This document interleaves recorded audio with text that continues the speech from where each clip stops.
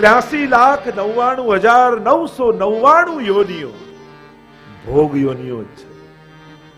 એક મનુષ્ય યોનિ એવી છે જેમાં ભગવાનની ભક્તિ થઈ શકે. અને એટલા માટે બાકી બધા કાર્યો તો અન્ય યોનિમાં પણ થશે.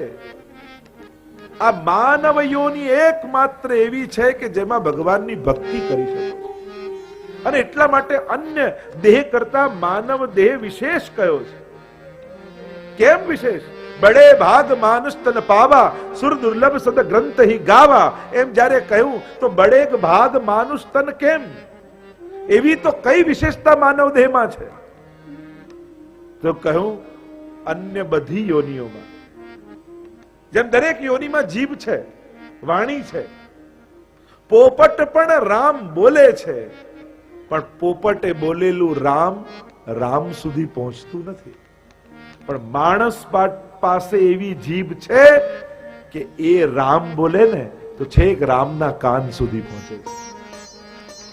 અન્ય યોનિમાં આંખો છે, એમને દેખાય છે, પણ માણસ પાસે એવી આંખો છે કે આ આંખોથી ભગવાનને જુએ અને એવા જો ભાવથી દર્શન કરે તો દર્શન માત્રથી જન્મ મરણના ચક્કરમાંથી છૂટી શકે.